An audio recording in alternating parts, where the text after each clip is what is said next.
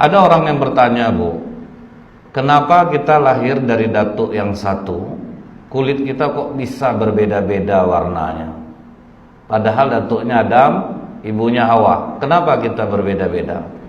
Ternyata ini sudah diterangkan oleh Rasulullah SAW. Imam Ahmad berkata, Yahya dan Muhad bin Ja'far memberitahu kami, Auf memberitahu kami, Qasamah bin Zuhair memberitahu kami dari Abu Musa dari Nabi SAW bersabda, sesungguhnya Allah menciptakan Adam dari sebuah genggaman yang diambil dari seluruh muka bumi. Jadi tanah penciptaan Adam itu, Pak, diambil dari seluruh penjuru muka bumi. Kemudian kalian datang, kata Rasulullah, berdasarkan kadar tanahnya. Ada yang berwarna merah, ada yang putih, ada yang hitam, atau kombinasi di antara itu. Ada yang buruk, ada yang baik, ada yang mudah, ada yang sedih, dan ada di antara itu semua. Jadi hadis ini cukup menerangkan bahwa kita ini datang sesuai dengan kadar tanahnya, itulah sesuai warna kulitnya, Pak. Itu hadis yang pertama. Hadis yang kedua, ini hadis riwayat As-Sa'di menyebutkan dari Abu Malik, dari Abu Saleh, dari Ibnu Abbas, Allah memerintahkan malaikat Jibril, wahai Jibril, turunlah engkau ke bumi, ambil tanah dari seluruh muka bumi ini untuk aku jadikan bahan penciptaan manusia. Malaikat Jibril turun, Pak. Waktu malaikat Jibril mau ngambil tanah, bumi protes. Apa kata bumi? Wahai Jibril, mengapa engkau akan mengurangi aku? Mengapa engkau sakiti aku? Kata Jibril, aku diperintah Allah untuk mengambilmu. Tidak bisa, Jibril. Aku berlindung kepada Allah dari engkau menyakiti aku. Karena bumi berlindung kepada Allah, maka malaikat Jibril pun nyerah. Ya sudah, kalau kau berlindung kepada Allah, aku pun tidak mau mengambilmu. Gagal malaikat Jibril mengambil bahan penciptaan Nabi Adam alaihissalam. Diutus lagi oleh Allah malaikat Mikail. Nah, jadi Allah, Bu, tidak pemarah, Pak. Kalau memang nggak berhasil, karena bumi pun berlindung kepada Allah, Allah tidak marah kepada malaikat Jibril. Jadi ini juga bisa ditiru oleh para pimpinan. Tidak selamanya harus memarahi bawahan jika tidak bisa melakukan pekerjaan yang dia perintahkan atau tidak sesuai hasilnya. Diutus malaikat Mikail. Begitu malaikat Mikail mau mengambil tanah di bumi ini, bumi kembali protes. Tadi Jibril yang kemari, sekarang kau pula lagi Mikail. Jangan kau kurangi aku, jangan kau sakiti aku. Aku berlindung kepada Allah Mikail dari engkau menyakiti aku. Karena bumi berlindung kepada Allah, malaikat Mikail, ya udahlah, kalau memang tidak dapat, tidaklah. Akhirnya malaikat Mikail pun pulang kepada Allah tanpa membawa tanah untuk penciptaan manusia. Kemudian yang ketiga, Allah menyuruh malaikat maut, Israel, ambil tanah di bumi. Malaikat Israel mengambil tanah. Capek bumi menjerit, Pak, tidak peduli dia ambilnya semua. Mengapa kau ingin menyakiti aku, Israel? Mengapa kau ingin mengambil aku?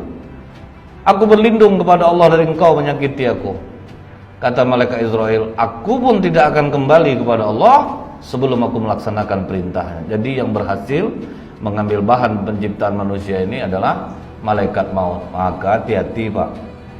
Kalau malaikat maut, karena malaikat maut yang berhasil, jadi malaikat maut ini tidak ada segan-segannya untuk mencabut nyawa manusia. Kalau Rasulullah, ia minta izin malaikat maut, Pak, boleh nggak dicabut nyawanya? Tapi kalau kita ini, Pak, di mana tempat, Pak, tidak peduli.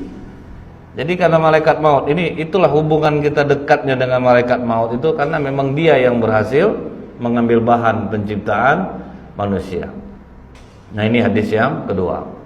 Nah, setelah tanah itu sampai ke tangan Allah, kemudian dicampur tanah-tanah tadi, Inni khaliqu basyarum min tin. Sesungguhnya aku akan menciptakan manusia dari tanah. Jadi kita tidak dari monyet, Pak, seperti yang disangkakan oleh ahli sejarah. Allah sendiri mengatakan sesungguhnya aku menciptakan manusia dari tanah.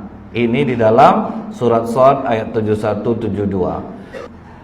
Maka apabila telah kusempurnakan kejadiannya dan kutiupkan kepadanya ruh ciptaanku, maka hendaklah kamu tersungkur dengan bersujud kepadanya.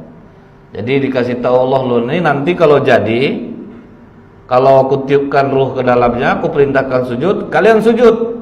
Kata Allah kepada malaikat, baik ya Allah, kami akan mengikuti perintahmu. Sami'na wa ata'na. Maka Allah bentuklah jasad Nabi Adam. Berapa tingginya? 60 hasta, lebih kurang 30 meter, Pak. Setelah jasad terbentuk, Allah tidak langsung meniupkan ruh ke dalamnya, Pak. Dibiarkan jasad ini selama 40 tahun tanpa ruh. Itulah dikatakan Allah dalam hadis qudsi bahwa batas manusia ini berubah 40 tahun. Kalau sempat dah umur 40 tahun tidak ada tanda-tanda untuk berbuat baik, siap-siap masuk neraka jahanam. Jadi kalau orang sudah lewat 40 tahun tidak juga rasanya sholat, kemungkinan untuk berubah sudah sulit, Pak. Nah, jadi ini batasnya 40.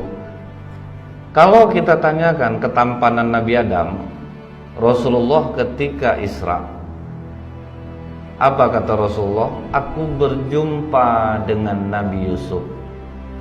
Dan Nabi Yusuf ketampanannya separuh Nabi Adam. Tuh Pak, bayangkan gantengnya Nabi Adam itu, Pak. Nabi Yusuf itu separuhnya Nabi Adam. Sedangkan yang separuhnya saja itu sudah membuat ibu-ibu di masa Nabi Yusuf mengiris tangannya sendiri loh, Pak. Saking gantengnya Nabi Yusuf. Untung waktu zaman Nabi Adam tuh perempuan hanya Hawa, Pak. Kalau sempat mungkin tak motong kepala perempuan mungkin, Bu.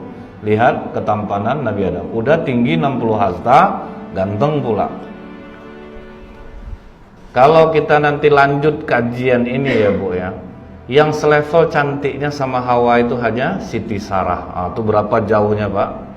Jadi udah istri Nabi Adam ini cantik, berapa generasi baru ketemu perempuan cantik lagi? Itulah waktu masa Nabi Ibrahim. Siti Sarah inilah istri yang juga kecantikannya hampir selevel dengan Siti Hawa. Masih dalam kitab ini juga, Pak. Nah, kita balik lagi nih, Pak. Selama 40 tahun jasad Nabi Adam itu berdiri, diam aja itu, Pak. Tidak ada, dimatang-matangkan, Pak, diangin-anginkan istilahnya, supaya makin kokoh.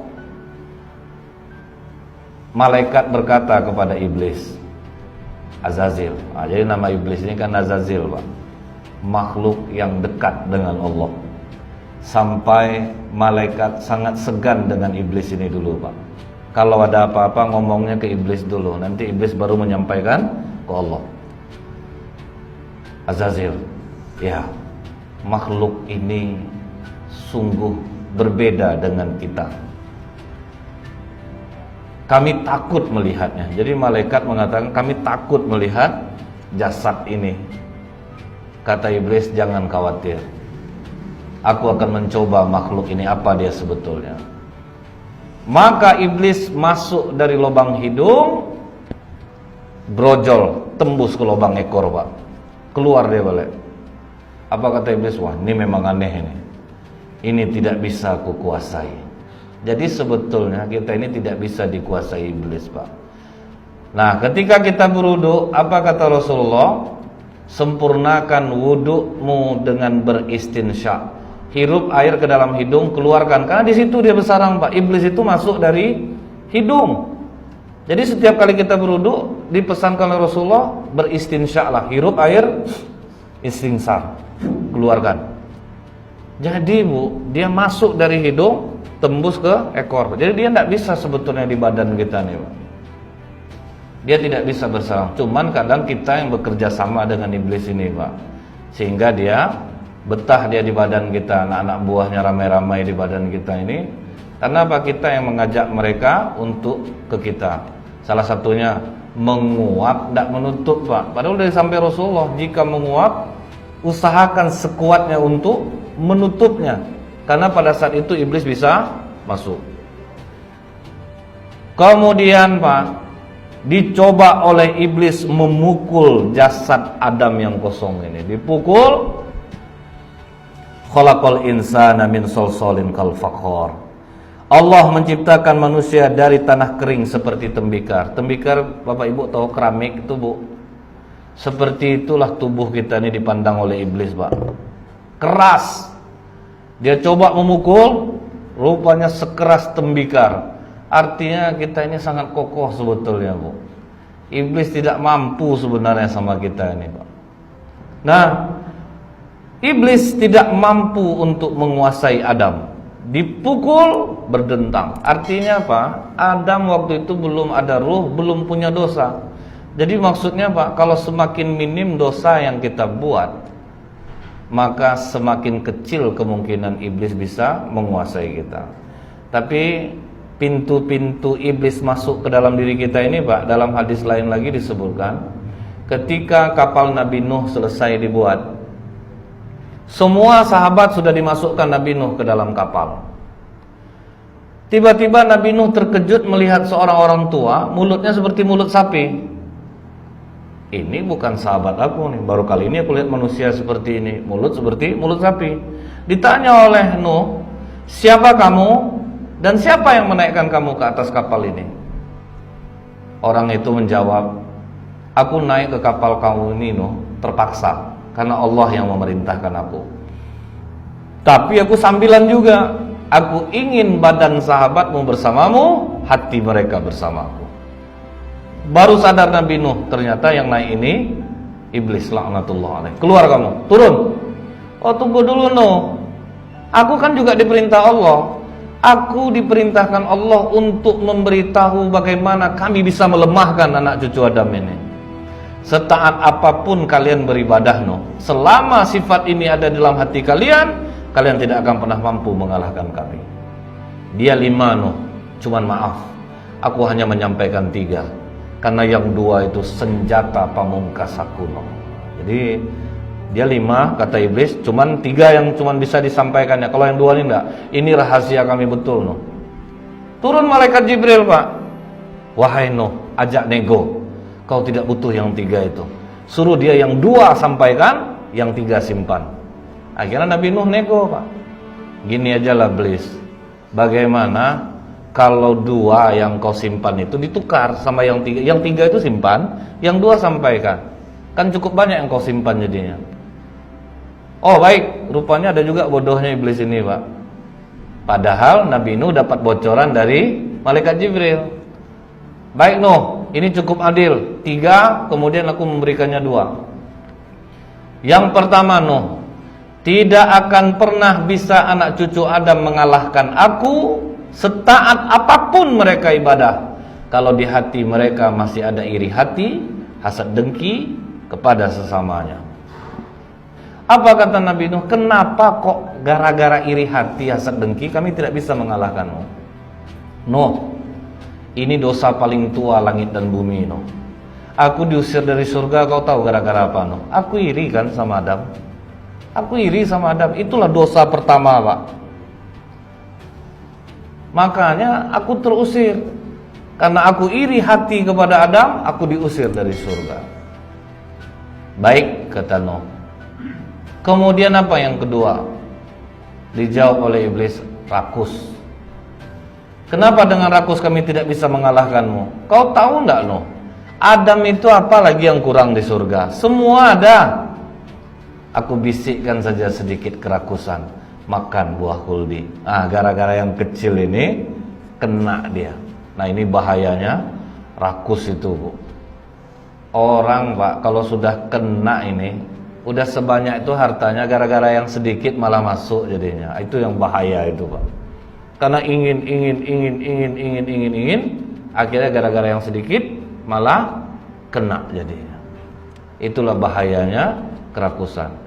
Nah 2 inilah yang dikatakan dalam hadis ini, bagaimana cara iblis menghancurkan kita, iri hati, hasad dengki. Barulah Allah meniupkan ruh ke dalam tubuh Nabi Adam. Jadi dalam hadis ini Pak disebutkan Nabi Adam itu dimasukkan ruhnya melalui kepala. Jadi kepala duluan dimasukkan dari arah kepala. Setelah ditiupkan dari kepala, turun sampai ke mata sejajar telinga. Begitu ruh sampai di mata, Nabi Adam langsung melihat buah-buahan surga. Bukan main tertariknya Nabi Adam melihat buah-buahan surga itu. Susah dia, memang betul-betul terbelalak Nabi Adam melihat surga. Karena kita tahu Bu, apa kata Rasulullah? Serendah-rendahnya surga, semewah-mewah raja di dunia. Itulah fasilitas paling rendah besok. Anggaplah kita ini Pak dapat surga yang paling rendah aja, itu sudah semewah-mewah raja di dunia. Ada yang ngurut tangan, ngurut kaki, yang gitulah semewah raja di dunia Pak ya. Apa mau diambilin semua, difasilitasi, itu yang paling rendah aja. Apalagi Nabi Adam melihat dalam bentuk utuh seperti itu Pak, semua kenikmatan. Mata Nabi Adam tidak tahan. Terus ruh turun ke hidung. Begitu sampai di hidung, Nabi Adam pun bersin. Di saat bersin itulah kata Allah, wahai Adam, ucapkan alhamdulillahirabbil alamin. Jadi alhamdulillahirabbil alamin itu zikir tua Pak. Jadi zikir tua nomor 2 itu alhamdulillahirabbil alamin. Yang pertama apa? Ketika malaikat mengangkat aras Allah, keberatan malaikat mengangkat aras Allah. Kemudian kata Allah, ucapkanlah oleh kalian subhanallah. Maka malaikat sambil mengangkat aras mengucapkan subhanallah, subhanallah, hingga aras itu terasa ringan. Jadi kalau kita ada beban berat, masalah berat, mungkin subhanallah ini boleh kita perbanyak daripada biasanya. Zikir nomor 2 alhamdulillahirabbil alamin ketika Nabi Adam bersin. Zikir nomor 3 ketika Nabi Nuh diutus kepada kaumnya untuk mentauhidkan Allah, la ilaha illallah. Zikir nomor 4 Allahu Akbar ketika Nabi Ibrahim menyembelih Ismail, diganti Allah menjadi kambing kibas. Di saat itulah Nabi Ibrahim saking gembiranya mengucapkan Allahu Akbar. Hal ini diceritakan Jibril kepada Rasulullah. Takjub Rasulullah lihat sejarah zikir itu Pak. Rasulullah pun mengatakan la haula wala quwwata illa billahil aliyil azim. Kompletlah zikir itu Pak. Subhanallah, alhamdulillah, la ilaha illallah, Allahu akbar, wala haula wala quwwata illa billahil aliyil azim. Turun terus. Ruh sampai ke mulut, terus turun sampai di perut. Mata sudah melihat buah-buahan surga. Begitu sampai di perut, terasa lapar Nabi Adam, langsung dia loncat. Sementara ruh belum sampai ke kaki. Disitulah terjatuh Nabi Adam, karena ruh belum sampai kaki Pak. Apa kata Allah? Khuliqal insanu min ajal. Surah Al-Anbiya ayat 37. Manusia itu dijadikan tergesa-gesa. Jadi apa kata Rasulullah? Ketenangan dari Allah, tergesa-gesa dari iblis.